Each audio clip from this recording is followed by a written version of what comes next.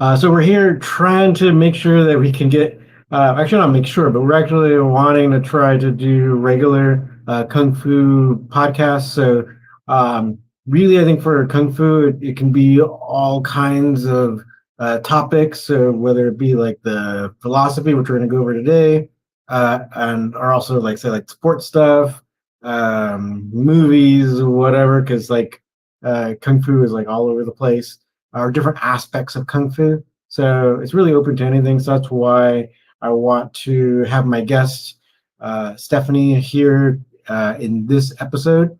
She's really my like favorite yoga instructor. I think she has a lot of uh, she has a lot of good things to say, and also she's really trying to uh, make interpretations of like the yoga philosophy. And I think all like say that type of philosophy really has a connection to Kung Fu because you're going to see how like the Buddhism came from India.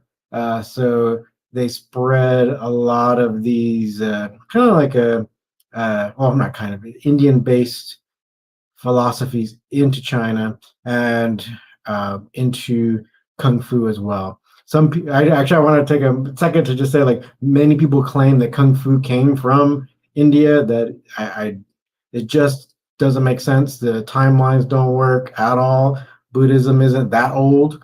It is very old, but it's not older than martial arts in China. So that is not true. So it's definitely not what I'm saying. Um, but with that being said, we want to try to make sure that we do regular podcasts, hopefully from now on. And then also, if you want to train with us, even if it's online, check out our website. Also, I teach classes at UCLA. We're in the middle of the summer session right now, but when once fall comes along, we're going to have much more classes offered, full like morning classes, evening classes. So keep an eye out for that if you have access to the UCLA's gym, the university there. Um, but feel free to hit me up if you want to do any outside like private training. Totally fine or totally possible too. Several of you actually do that, so we can always make something happen. All right. So, oh yeah, a couple more things. If you want to support us, just like you can become a member of our YouTube channel. We have a lot of extra videos there, several on Sanda techniques, several on wrist locks, the China, and then we have a few self-defense ones. We want to try to have a few more on that for members. So go ahead and check that out. All right. So with that being said, this is actually a pre-recorded interview that I did, and so feel free to comment, and I should be able to like respond like in on text. So feel free to comment at any time, and then we'll get back after the video plays. Here we go. So I'm Raul. This is the Kung Fu Culture channel. We're going to be talking a little bit about more philosophical topic. Here's my special guest, Stephanie. She is my favorite yoga instructor, and she's here to kind of like tell us about like some of her ideas about yoga and what it is. So welcome. Thank you for having me. I'm excited to share my thoughts on yoga with you today. Okay, cool. So, like, kind of nowadays, like, a lot of people, like, especially like in LA, right? You'll go to a yoga class, and maybe, actually, nowadays, a lot of them are an hour or even, like, maybe even shorter. And when I was doing a lot of yoga before COVID, like, most of the classes were over an hour, and I think, at least in my understanding, so maybe I'll tell you my understanding of it, and then maybe you can take it away from there. All right. Where, so before nowadays, with the shorter classes, so when you had longer classes, you can kind of work on different, like really learning to do certain positions as best you can, or even learning a lot of the arm balance stuff or handstand stuff. But then also they would kind of tell us about like, well, all of the poses and stuff kind of lead up to the time where you're supposed to meditate. right? And that a lot of times that position is called like the corpse pose or shavasana, and they would leave us there for a few minutes, right? And nowadays it's like pretty short. So, um, you know, is that like, or go, maybe that can kind of give you a springboard to kind of tell us a little bit more like the thoughts that you have about what the practice of yoga is. Sure, yeah. So I teach at a very corporate place where our classes are very limited to 1 hour. Our Shavasana is limited to 2 minutes, which I think is very short because that's where you really absorb all the benefits of your practice. And one thing that I would love to share more with my students that I don't often get to because of the restricted time is really like, what is the deeper philosophy of yoga and what are we offering people in these classes? One thing that I think a lot of people do not understand is that yoga is not a physical practice. It is a lifestyle. Originally, yoga was never meant to be a fitness-centered idea. It was meant to be an 8-limbed concept to help you achieve enlightenment. And in these 8 limbs, you'll find asana, which is our physical movement, meditation, breath work, pranayama, and we'll go into also observances, restrictions, kind of things to observe in our own personal self to help us achieve enlightenment. And, with my classes, I really want to share more about the spirituality of yoga because oftentimes when you're in a, hot room, it's a lot of work on your body. It's challenging enough as a practice, but then to incorporate a spiritual element to it is almost a deeper layer that a lot of people are unable to access because of how challenging the class can be. And you're right, if the class had been longer, I would definitely get into more of like the deeper philosophy of why we do certain poses, the benefits of each pose, right? But essentially, I want to share that yoga is really about learning how to control your mind. It's really about learning how to marry your mind to your body, and you have that mind-body connection. And in that deeper connection leads to a more spiritual connection, which ultimately leads to your mind-body-spirit connection, right? And I think if you were to define what yoga is, essentially yoga is really about the method of controlling your thoughts, your mind. Because your truest self is unchanging. Your true self deep inside is unchanging. But your mind and your thoughts are constantly changing, right? We learn information, we're affected by outer, things that happen in our lives that maybe will affect the way we think about ourselves, the way we think about the world, right? And the world really is just, it's based on our perception of things. But what truly is interesting for me is that when you are able to quiet your mind, find real stillness in your mind, it allows a more sincere reflection of your true self. That is how you are able to access and embrace your true self, is by learning how to quiet your mind.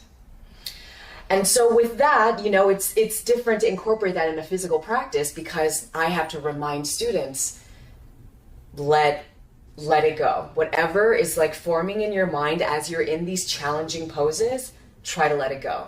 Try to focus on your breath, and your mind will just focus on inhale, exhale with gentle movements. And that in and of itself, if you really connect those, if you really focus on that, you'll find the quietness in your mind in your Shavasana, in your final resting pose. Yeah, so it's like the whole process of doing yoga is like the meditation, right? Yes. But then it all can culminate in the pose where you're at the final pose where if people don't know, it's like you are lying down. Right? And so, yeah, like, do you feel that Yeah, I guess like how you just said, where it's like uh, you're doing the other postures or the other exercises in the class, and you can then start kind of just tuning out everything. Right. So you can just start focusing then, and then Hmm. when you finally get to the shavasana, it's like you can you're already almost like you're practicing to keep your mind clear, Right. so that when you get to the most meditative pose, then you're already in a state to like like meditate even harder in a way. Right, Yeah. exactly. And you've been in my classes as a student, and there are times where we repeat some postures, right? Because the first time around, I'm instructing how to get into the pose in the first place, right? Get your hand here, get your leg here, get your other arm here. And in the first round, it's shorter so that you can kind of get your bearings. But in the second round, I try to speak less and I try to remind students like breathe. Just try to breathe through it. We have long like for instance, we do the standing bow pose, and that's a 45-second hold in the second round, right? And in 45 seconds, it's easy for your thoughts to wander. When you're already in that position, you're holding still and you're trying to breathe through it, but it's easy for your mind to just start going elsewhere about your to-do list, what's going to happen later on today after you leave. But my voice as a guide, I really try to emphasize just focus back on your breathing. Come back to why you even showed up to this class in the first place. Come back to how your breath is really almost guiding micro movements to help get into a posture that is most beneficial for your body. And only you know that. I can't tell like what parts need to be relaxed in your body, right? Like I'm only a guide, but you as a practitioner, when you're holding and you're breathing through it, you'll feel like some parts relaxing, some muscles really engaging, and maybe your mind will focus on that and access that information so that you're able to understand your body better. And essentially, that's all I really want to teach in class. Like, although I love teaching postures, I love teaching the flow, the vinyasa, all that kind of stuff. It's part of the asana practice.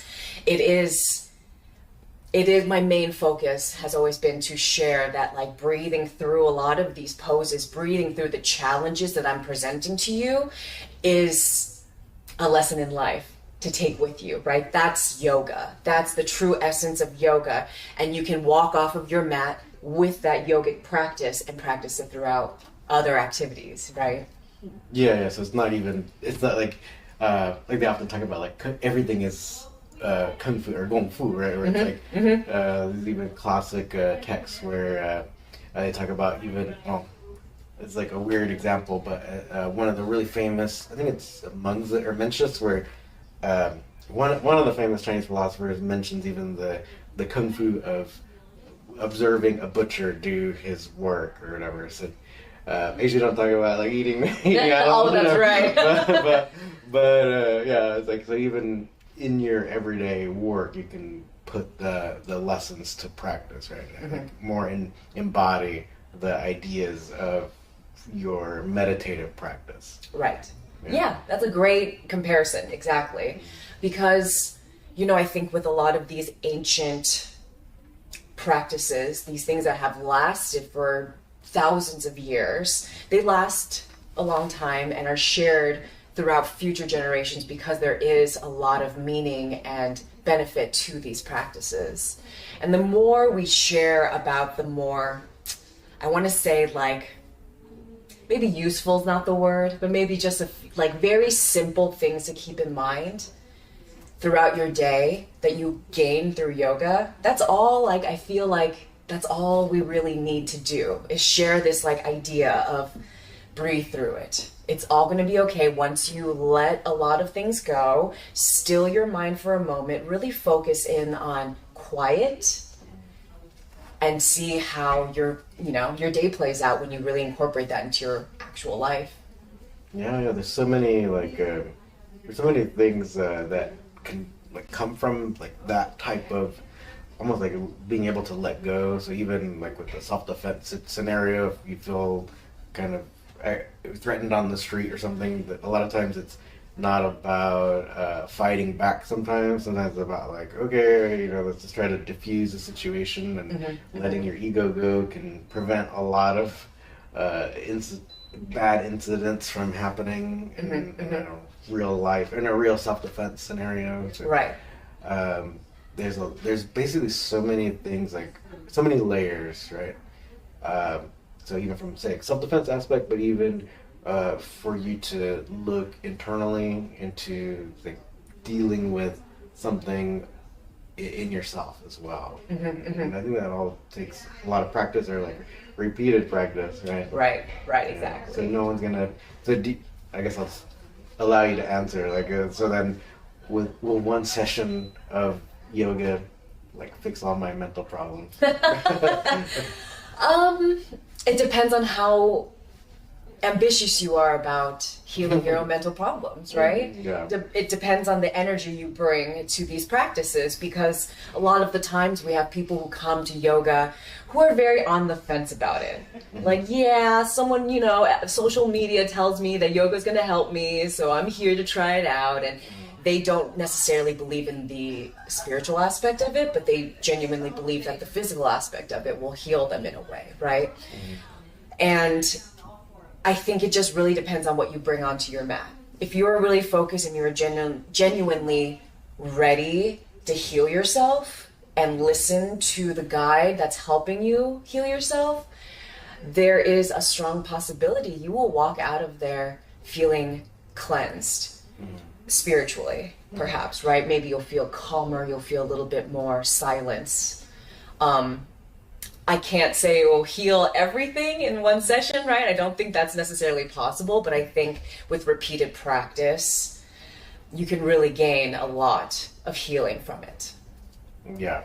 So hopefully, if anybody's listening or watching, they can consider that, because there's I guess to wellness in general, and there's so many layers, right? So in a way, it's because of the society that we have nowadays, you actually do have to take the time to do these different practices to kind of retune into a more original version of yourself, even not the ego-driven or money-driven version, because a lot of times that's not your true self. Right.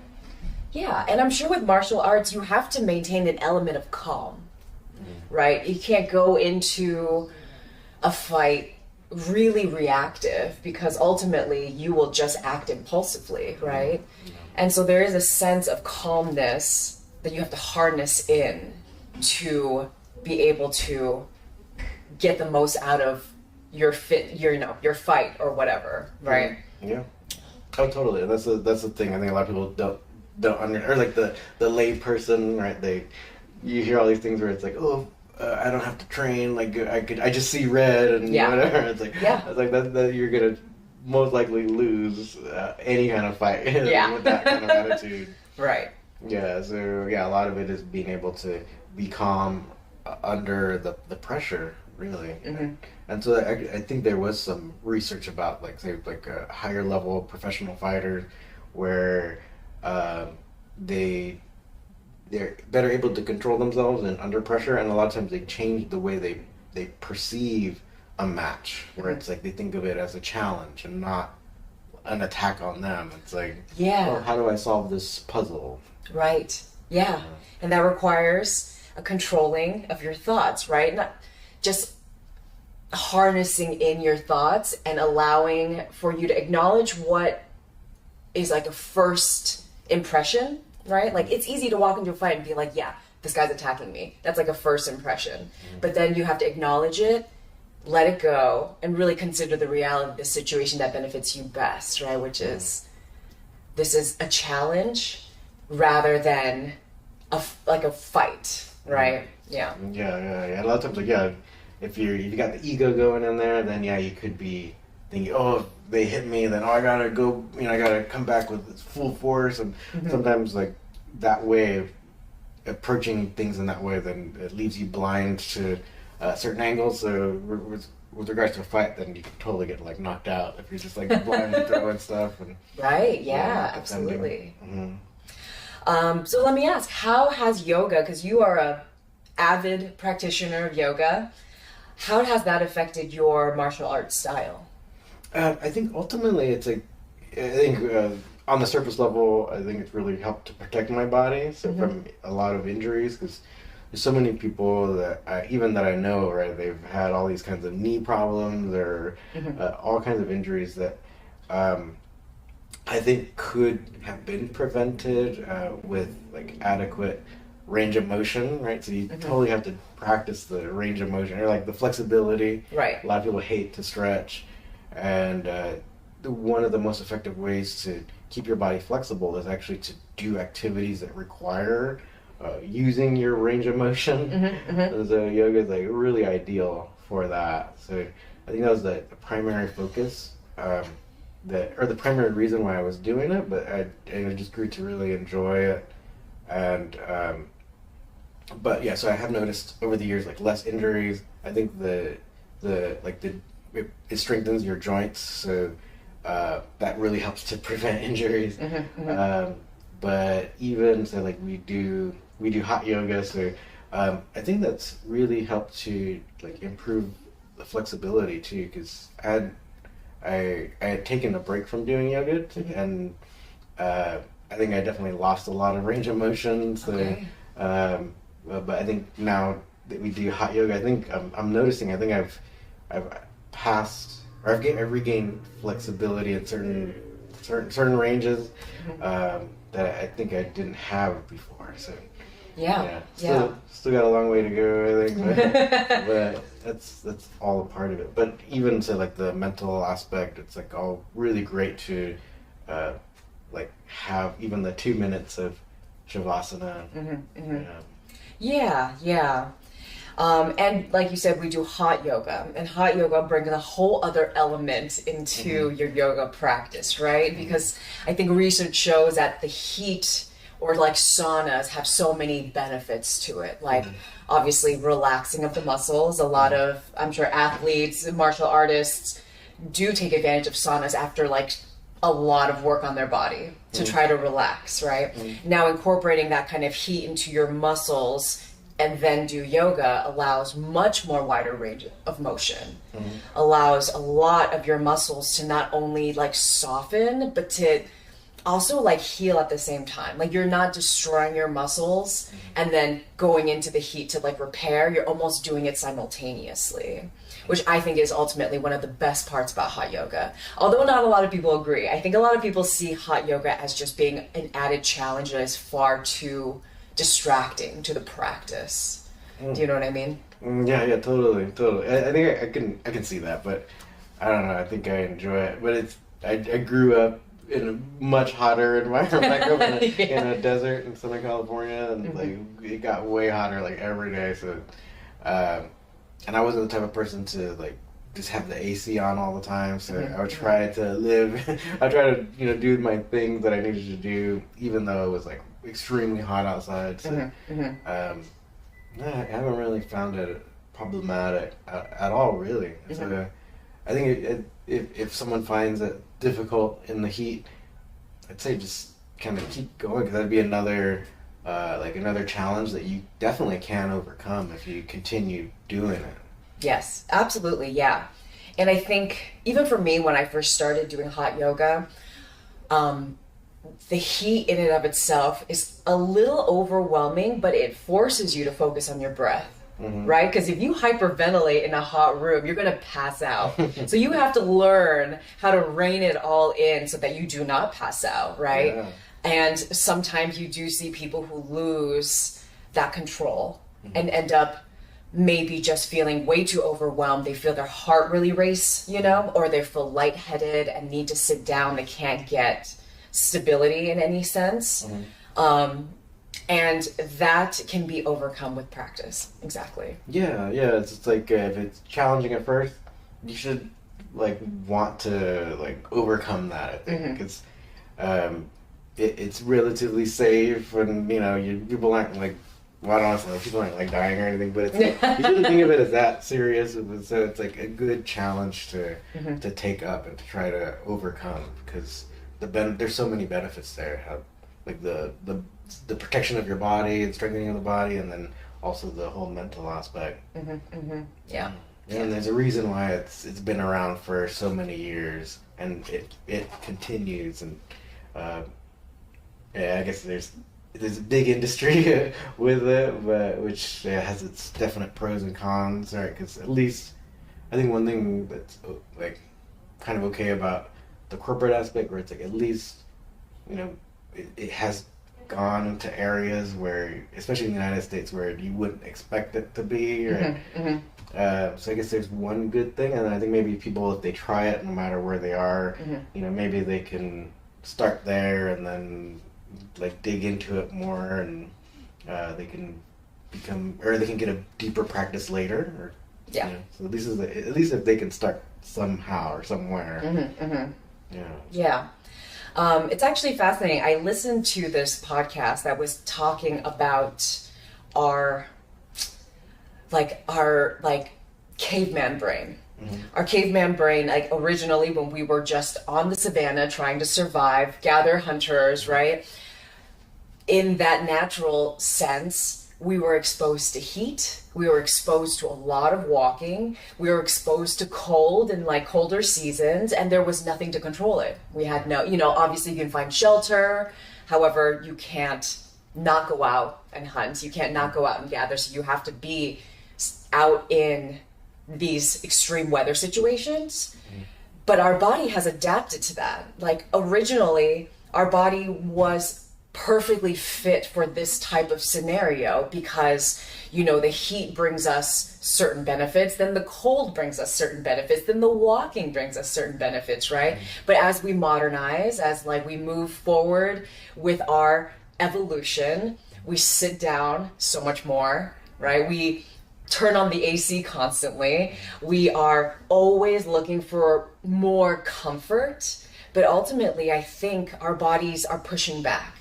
And so now we're seeing a lot of industry that involves intense heat, sauna, infrared sauna. That's the heat we use in hot yoga. Then we see ice plunges, like ice baths. And then we see people with a step counter, right? People forcing themselves to be like, I got to get my 10,000 steps. And it really goes to show that our bodies are made for certain situations, and even though we live in modern times, we are actively trying to get back to like our caveman self to regain the strength that we had originally. Does that make sense? Yeah, totally. And I think that's why these ancient practices that were developed persist, but then also I think that's why they were developed when it's like when more ancient people saw like these changes happening and amongst ourselves, then they develop these different practices, or they even using herbs or different foods and different things like that. All of these were ways to kind of help like repair ourselves. Right, exactly. Yeah. So it's fascinating. It's fascinating to see how modern society is trying to regain like the fullest expression of humanity, right? Of our true human self. How do we achieve back to our like most powerful state? Yeah, we're all the parts of our brains functioning optimally, and so many layers, and I think there's so many things that we can kind of talk about regarding that. Do you have time? Do you still have time, or you gotta? Yeah. What time do you have? Yeah. So. Is there any other kind of point that has come to you recently that you kind of like to talk about? Yeah, let me think. I think recently I have definitely made more of an effort to read into spiritual texts. The original Yoga Sutra is almost like a roadmap to this concept of enlightenment, like all the little steps you take to reach enlightenment. And although enlightenment is ultimately very, very difficult to achieve, and a lot of the times we work towards this very unattainable achievement, but yet we gain so much out of it in this journey. You know, and what I've really wanted to focus more on in my personal life is allowing for the meditation to come in a lot of natural states, you know, and I encourage this in a lot of other people who feel like very triggered by the outside world, very much like going out into the world, talking to somebody and feeling very reactive to that right away. Then you see stuff on TV that makes us really reactive. Then we like experience unfortunate events like car accidents and like, you know, things like that that really affect us and that really like kind of tightens us into a tight little ball. Our muscles are really constricted and tight. You get all these like, you know, things in your back. And I wonder if just finding moments of like little meditation, like even just turning off the TV and just sitting for like 5 minutes in the quiet, I feel like can really reinstate a lot of benefits for you. Like just coming back to yourself. And that is essentially a big part of my journey, is learning how to utilize all these tools that I've gained from yoga so that I can make my path back to my true self and allow for that to be more of the way I express myself with my students, the way I go about my life, because that's that's the most genuine part of you. That's the most authentic part of you, you know? Yeah. Oh, you made me think of it's actually the introduction to a book by Stephen Mitchell. So he translates a lot of texts from different languages. So even he's translated a lot of even the Tao Te Ching, even though he doesn't even speak Chinese, he's able to he's actually gotten critical acclaim for his translations of classical Chinese into English. Wow. Because I think he's really wise. So he does a lot of wisdom texts where he'll translate. He speaks a few languages, but Chinese is one of them, so it doesn't matter because he's usually able to kind of translate the root of a lot of the core of a lot of the philosophical or spiritual texts. And he did a book called The Gospel According to Jesus. So it was actually a re-envisioning of the four Gospels in the modern Christian Bible, or the New Testament, you call it.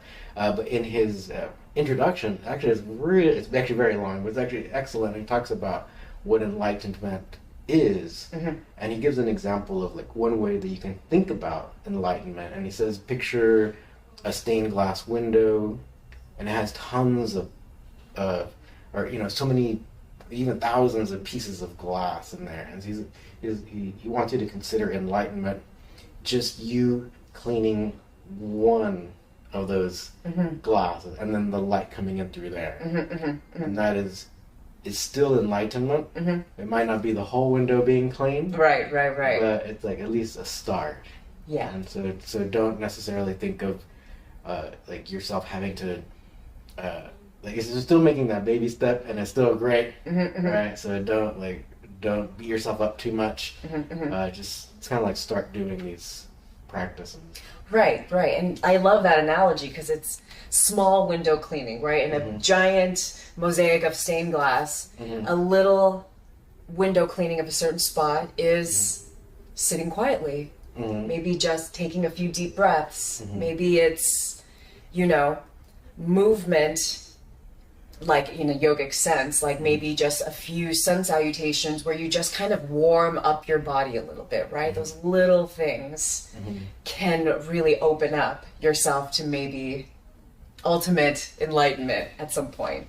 But they're little steps that we all can take to get there. Yeah, exactly. And then for people, like, so to kind of bring it back to like Kung Fu, it's like, if you think about, a lot of people talk about the Shaolin monks and all that, it's like they were using these Kung Fu movements as their meditation, so as a form of moving meditation. And then they also did like seated or other still like non-moving meditation, but the Kung Fu movements were all part of that. So it wasn't necessarily like thinking only about fighting, but so in a way it is somewhat similar. So I think if people are thinking like, oh, well, Stephanie's just talking about yoga and nothing to do with kung fu, no, well, actually, it does have a lot to do with kung fu. Yeah, I think it shares a lot of these like I don't want to say spiritual. It's almost like energy cleansing, or maybe just like aligning your energy correctly to help you achieve the stillness or the right mindset to be able to practice kung fu or yoga. You know? Yeah. Yeah. Because I know that we've talked about this before, that in yoga we call them chakras. And I think in martial arts it's called energy, right? Energy wheels, is that what it is? Yeah, or even with the acupuncture, then we have like our energy, our chi, right, that circulates through from our organs to different acupuncture points. They're on pathways. We call them meridians in English. So yeah, it's a little bit different, but still kind of similar. That we're thinking about our bodies as being energetic, and so even in Western medicine, like our bodies, we use electricity even to pump our hearts have little electric sensors that stimulate our muscles to contract so that you stay alive. Yeah. Yes. Yeah. So we have like these impulses, the electrical impulses through our nerves, and so our bodies. I don't want people to don't look at ourselves as machines, but still we have machine-like parts in a way, but we're still much more than that. And so I think that's why we have these meditative practices that can kind of help us deal with even the deeper layers. Yeah. That's great. Yeah, I mean, I love hearing that the practice of yoga it's very similar to martial arts, and like the philosophy behind it, right? Like, because from my perspective, I'm an outsider to martial arts. I don't practice martial arts myself, but I think engaging with you in our conversations, it's becoming more clear that there is so much spirituality in martial arts. How does the fighting kind of get in? Like, how does the fighting aspect work with the meditative part?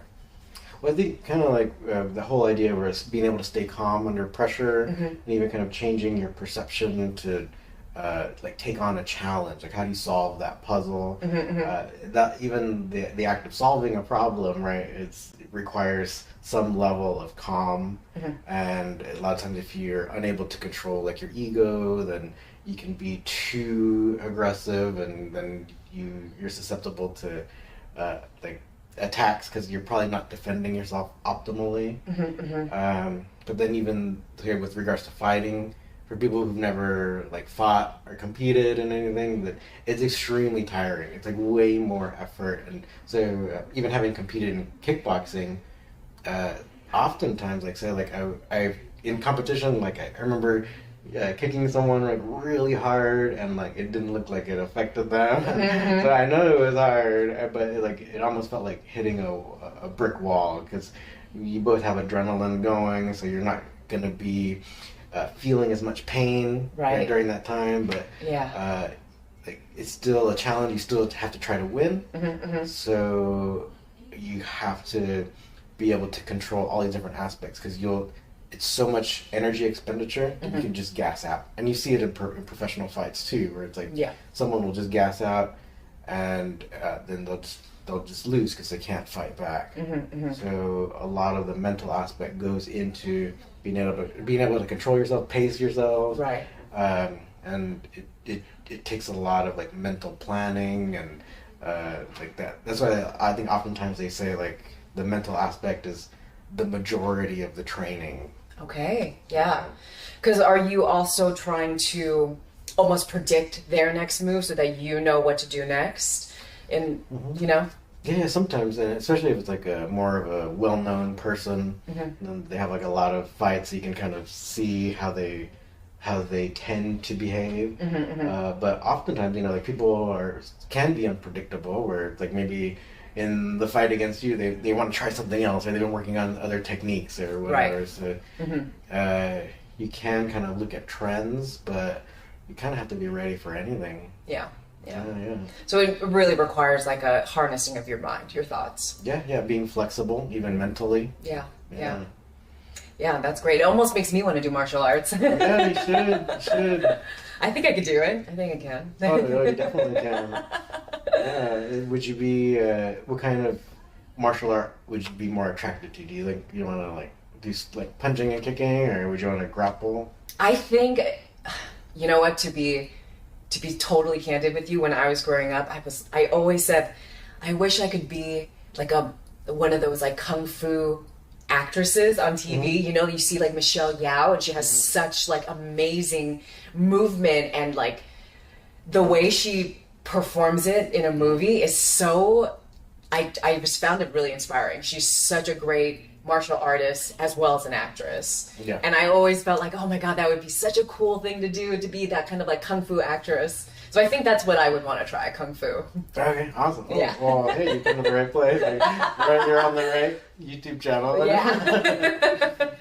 Yeah. No, but yeah, it's all great. And Michelle Yeoh's like fantastic. Yeah, it's like her whole, she has, like even now, like she's been around for so long, and even in her most recent movie, she still moves great. So keep up with the yoga, but then also if you want to add like some kung fu training, like all that stuff, like helps. I think it helps keep you young, and like keeps you able, and it also prevents injuries, which is something that's really serious that people should take into consideration, because you know, if you get injured, then you can't train and all that, so really try to protect your body. Right, absolutely. Yeah. Do you have, like, what level of kung fu are you at? Is there like, because I know there are belts. Some style. The Chinese isn't necessarily belt-like. Okay. But sometimes I think because of the popularity of belt systems, and even some kung fu schools incorporate kind of colors and stuff. So I've won 2 national kickboxing championships and stuff. So the school that I was training at, they gave me like a black, they call it black sash. Oh, yeah. So yeah, I've been at it for a while. So I also trained in Beijing in the sports university. Done it for a long time. So I think being able to win back-to-back national tournaments in full contact kickboxing, so you can knock the other person out. Yeah. And luckily I wasn't knocked out. So winning, I think that was enough to prove that I'm proficient. Yeah. Tell me a little bit about diversity in kung fu. Like, do you feel, is there a wide range of different types of people who show up? Yeah. So wide range of people, because like so many people are interested in like kung fu just because they say even the movies. Some people are attracted to many aspects. So like even kung fu has like, say like the meditative styles, like they call it like internal styles, like Tai Chi or Qigong. But the thing about kung fu is like even within itself, there's so many different styles. So people can kind of find whatever they like most. So there could even be more. There is more of a performative version where a lot of that stuff you'll see in movies. So it's almost like there's something for everyone. So you will get a wide variety of people practicing some kind of like Chinese martial art. Okay, yeah. I love that idea. I think yoga is very similar. It attracts a wide range of people, very diverse backgrounds, diverse body shapes, that come and can find something out of, the whole practice of it. Maybe some people are more like leaning towards the meditation part. Some people really like the pranayama, the breath work part, and some people just really enjoy the asana, the physical part. Yeah. Something for everyone. Something for everyone, right. Yeah. And I think that's really important when it comes to these type of practices in the Western world, is that allowing for more diversity to be involved in these ancient practices shares a lot about, my background, my culture, and how we have really survived as an ancient civilization, right? Same with you. Like, your background in ancient civilization has lasted for a lot of like generations, thousands of generations. And now, you know, in a modern world, we're seeing a lot of